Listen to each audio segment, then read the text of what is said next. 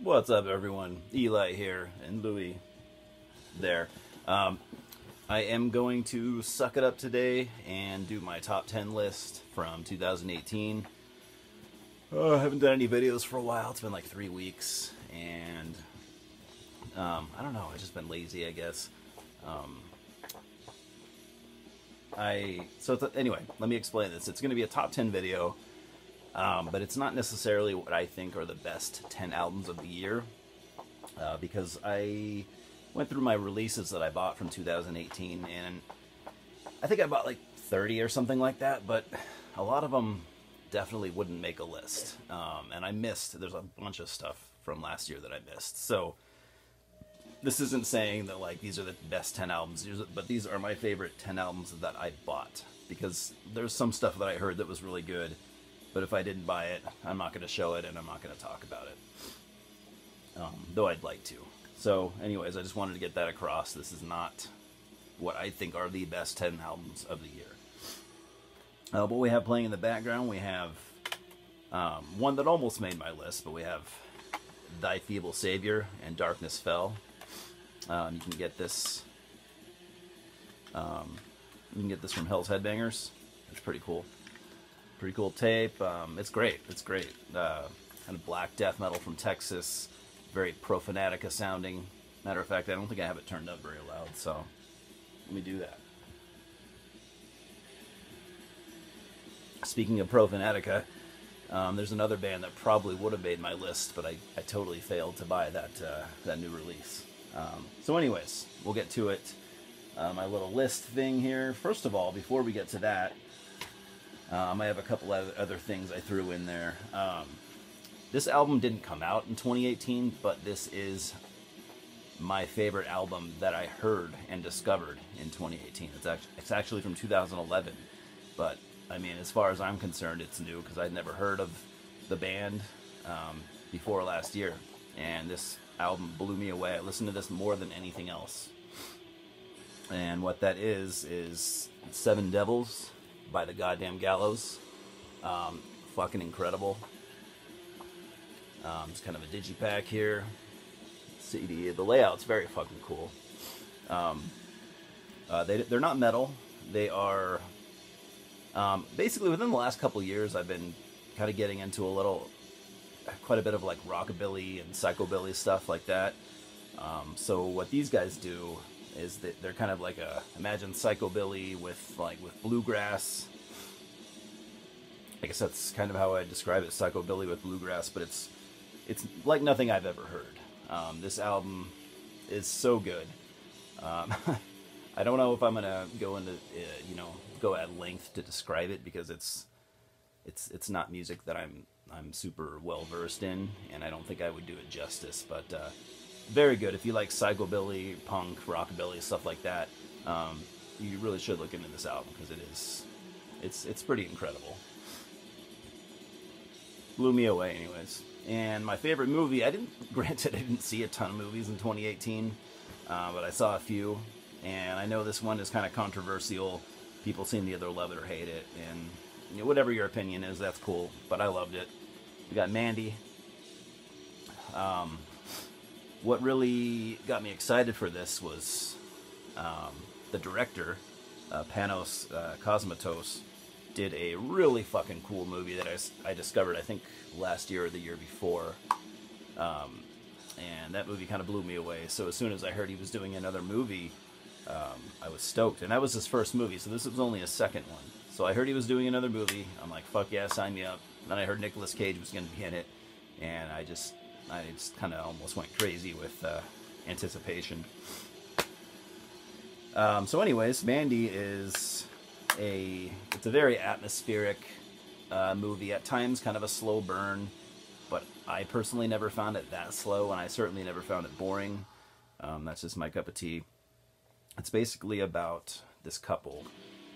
They kind of live out in the woods, and there is a religious cult that lives nearby. I don't want to give too much away, but let's just put it this way. The cult leader becomes infatuated with this woman who is Nicolas Cage's either wife or girlfriend, becomes infatuated with her, and I'll just leave it at that because I really I'm not good at describing a movie without totally spoiling it. So, but it's very violent, very atmospheric, a lot of cool nods to like not only the heavy metal the movie, but like heavy metal in general. So I mean, just everything about this movie just kind of like it's just all stuff that I like kind of balled up into one. So I mean, it makes sense why I would like it. So anyways, love this movie. Watch it if you haven't. And now we'll get to the top 10 list. Oh. Already parched apparently. Need some water. I can't say more than 5 sentences without getting thirsty.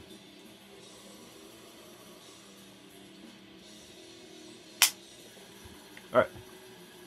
Number 10. And this is going to be kind of the odd man out of this list, but I just wanted to put it in there.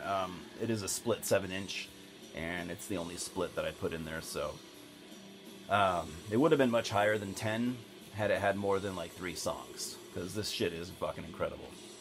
So what we have is the Cult of Iban and Caetus Cruentia split, Wizard of Yadith, Sleeper of Relaya. Both are Greek black metal bands, and they both play basically ancient Greek black metal, and they do it so good. I had heard Cult of Iban before a little bit, but as far as I can tell, I think they've stepped it up for this release. It's just really fucking good. If you like, if you like early 90s Greek black metal, this should be mandatory. I got it from Blood Harvest, right? Yeah, I got it from Blood Harvest out of Sweden. So I don't know what other distros have it, but I got it they shipped it to me. Plus shipping was like $10, so really cheap. Yeah, both those bands I'm going to be out on the lookout. I'm a big Greek black metal fan from the early 90s and stuff, so I mean that just really kind of scratched an itch. And what was cool about it is, I mean, those songs were better than, any of the Greek black metal bands that are still going to this day. Aren't playing shit as good as what these guys did on this split. So that was number 10. Number 9, we have Innumerable Forms with Punishment in Flesh. This came out on Profound Lore. Thanks, Pat, by the way, for sending this to me. I had been aware of this band previous to this album. This was a one dude project by a guy named Justin Latorra. He did like 2 EPs over the last 8 to 10 years, something like that. And he had there was a pretty long period of inactivity where a lot of people were wondering, like, where'd you go? Are you going to do anything else? I mean, those EPs were, got a lot of people's attention.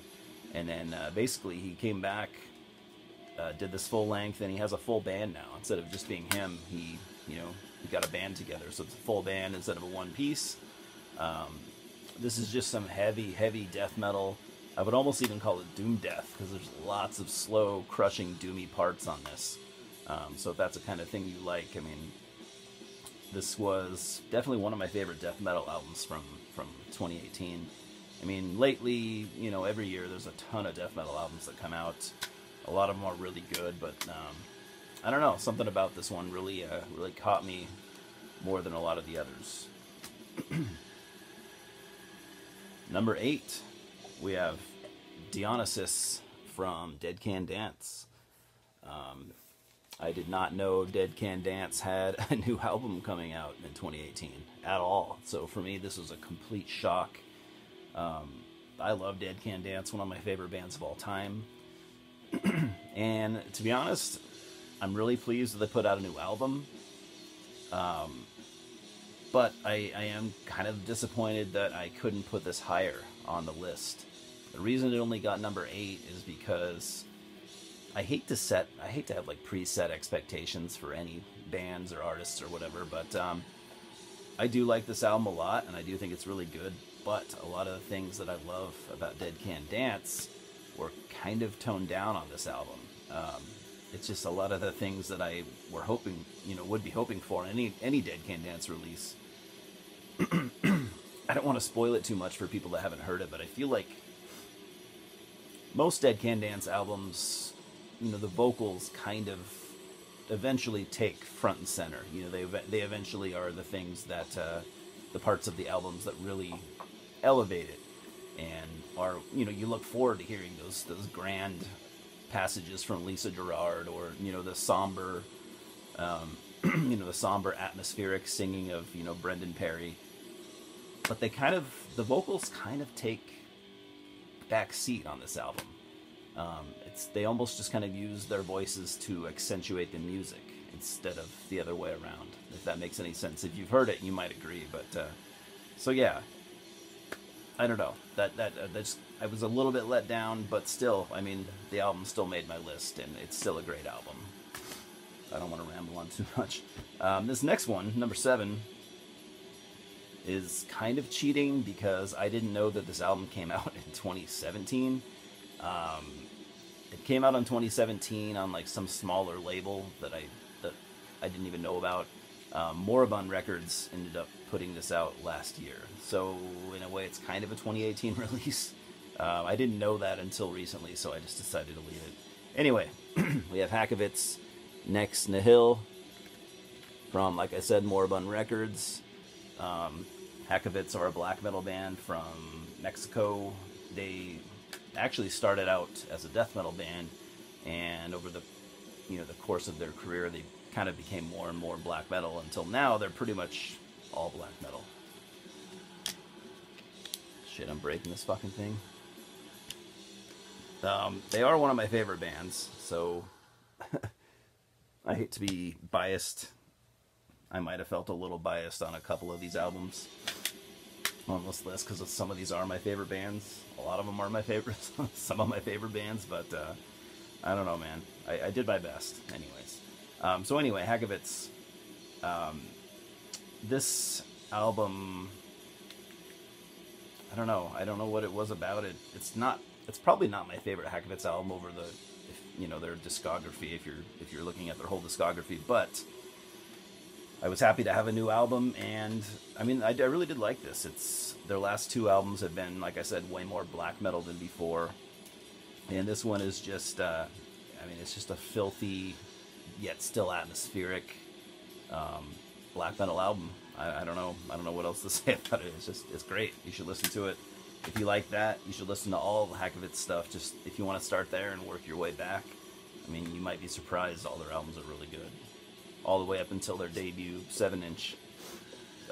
Spot on band as far as I'm concerned.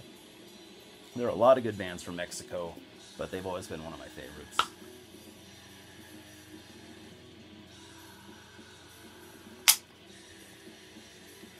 All right, number 6.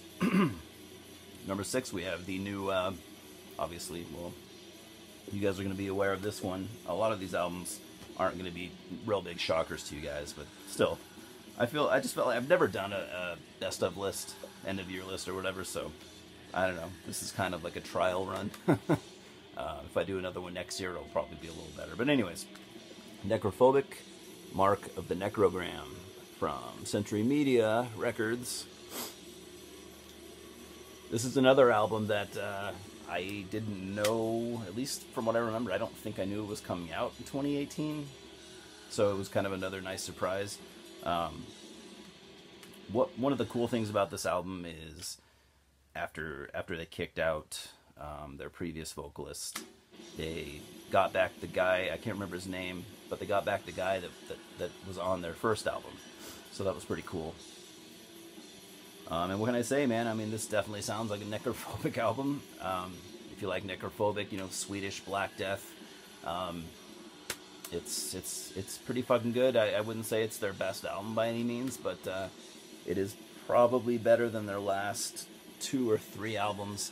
Even though I kind of have a hard time saying that, because I feel like their last 2 or 3 albums are really good. In fact, I don't really think they have a weak point in their discography. The last full length they put out is probably their weakest, but I still thought was alright. So I mean, incredibly strong band, one of the best bands of all time. It's no surprise why they would be on, you know, anyone's end of year list. I had to do it. I listened to that album a lot. It's a lot of good fun. I'm so good at describing music. I am not made for this kind of thing. But anyways, I do my best. Where the fuck we at? Number 5 we have. This is one that I would expect to see on a lot of people's end of year lists. I really haven't watched that many. This band project, whatever you want to call it, there was a lot of buzz around this middle of the year or something when this came out. I mean, like on Nuclear War Now forum and shit, just people were constantly talking about this. And to be honest, I didn't buy this until like I think 2 months ago, because of all the hype and everything that I heard. I didn't want to buy it yet because I wanted to kind of wait till the dust settled, I guess, so to speak. But anyway, I eventually did buy it, and I love it. I mean, it's definitely my cup of tea. We have the debut album by Vargrov, Netherstorm. Werewolf Records. This is just one-man black metal. There you go. Out of, shit, where's this guy from? Not Poland. I'm sorry, I don't remember. Anyways, somewhere in Europe. Finland. Alright, one-man black metal out of Finland. And this is very much my cup of tea. This is old-school sounding symphonic black metal. Symphonic black metal is, you know, the type of black metal that got me into black metal. I mean, this sounds very much like early Limbic Art, a little bit of Emperor. I mean, just done very well and done, you know. I mean, this album, listening to it, this could have easily came out in 1993. And I don't hear a lot of... What's cool about that is, I mean, that's not like the thing that's, you know, cool right now in black metal. There aren't a lot of bands playing symphonic black metal, especially newer bands. No one's really doing that right now. And you know, it used to be a big thing, and it kind of went away. And that's what I think is cool about it, is it's, you know, he's not following any kind of a trend. He's just doing something that he loves, and it's, you know, something that I love as well. So yeah, I would love to hear more from this guy, and I would love to hear, to be honest, I would love to hear more people, you know, take on that early 90s symphonic sound. You know, Limbic Art, Emperor, early Dimmu Borgir, stuff like that. Obtained Enslavement, so on and so forth. So anyway, yeah, Netherstorm, that was my number 5. Number 4, we have the newest album from Crucifier, Thy Sulphur Throne on High. Got that Riddick cover art. This came out on Death Rune Records. I am you know, of course I'm a longtime Crucifier fan, you know, black death metal from Pennsylvania. What was cool about this album is it's very raw, as you know, it's as raw as anything they've ever done. I thought this album, compared to prior releases, I thought it had a little bit more of a black metal sound. As before, it was, you know, more heavy on the death metal, almost like a doom death, with, you know, black metal kind of taking back seat. But I feel like on this one, the black metal kind of crept up just a little bit more. So very raw, very evil, very heavy. This album is definitely a monster. I assume most people at this point are familiar with Crucifier. But yeah, I mean, if you like East Coast, you know, heavy death metal, doom death, you know, black death, stuff like that, should be up your alley. Number 3. Yes. This is another reason why I don't do lists. I'm terrible at counting backwards. Anyways, that doesn't make any sense. But anyways, number 3, we have the new album from Evoken, Hypnagogia, on Profound Lore. I'm definitely a long-time Evoken fan, so I mean, anytime they put out an album, it's probably going to make any time I do an end-year list, because, I mean, I say that not just because I love them that much, but I feel like everything they've done has always been amazing.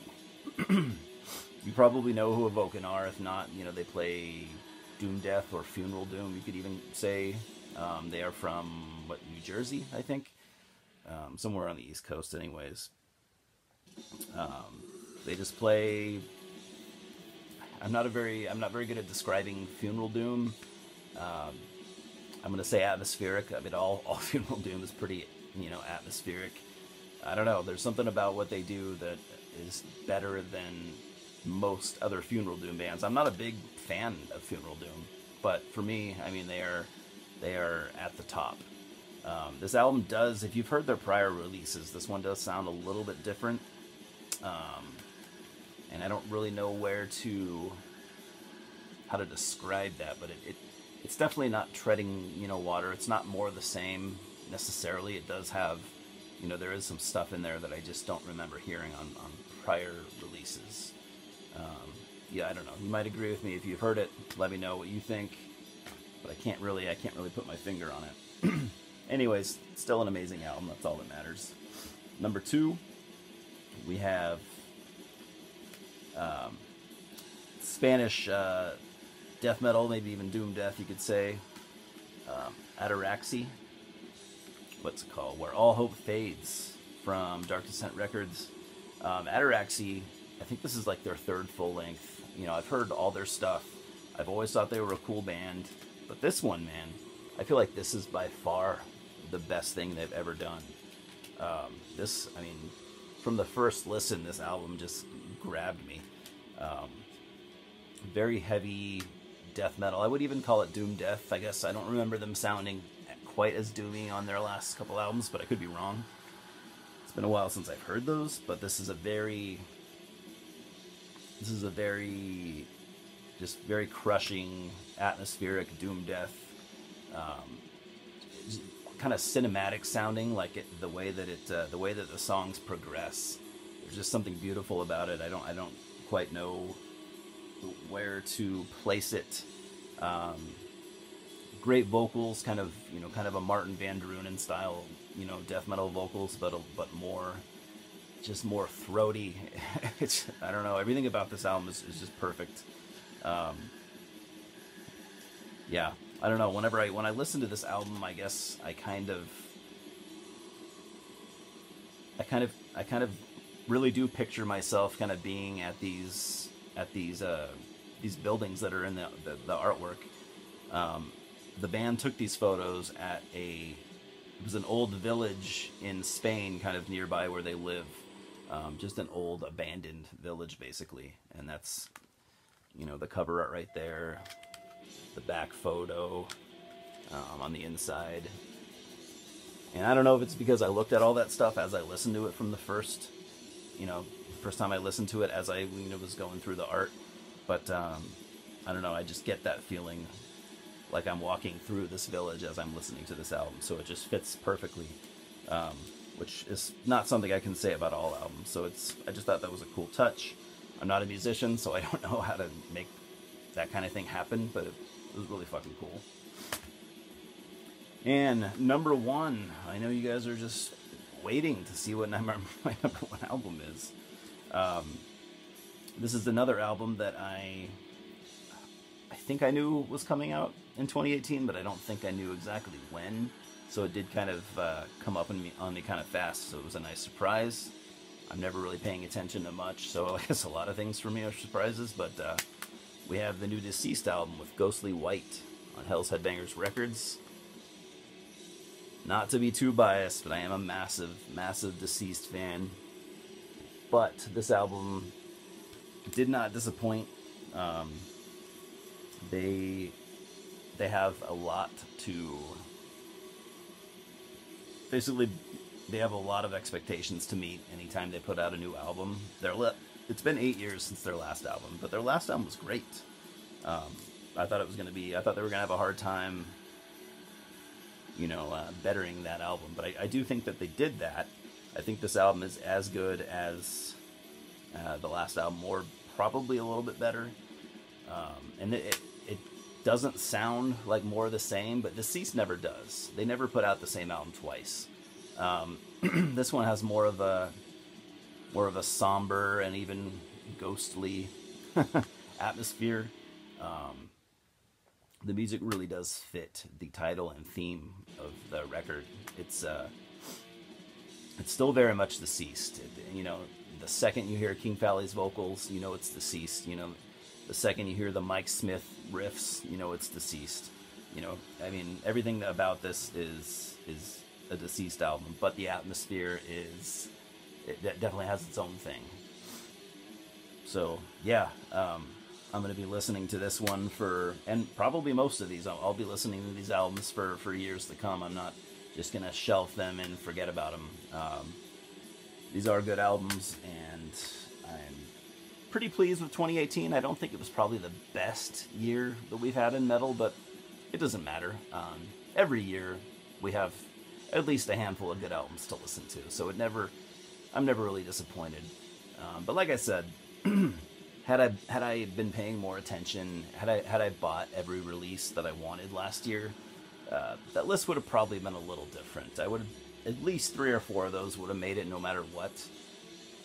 But you know, had I got the new Profanatica, or I know there's at least 5 or 6 other albums that I would have picked up and that I wanted to pick up, but I just forgot to get them, and I'll probably get them this year because that's just how I am. Sometimes I don't buy albums Sometimes I don't buy them for a year or 2 after they come out. I just, you know, you only have so much money to spend, and you can only pay so much attention to getting things as they come out. And, you know, it's not, music isn't all I think about, although I do try to keep a pretty close eye on it, but I'm just, my head's always a mess.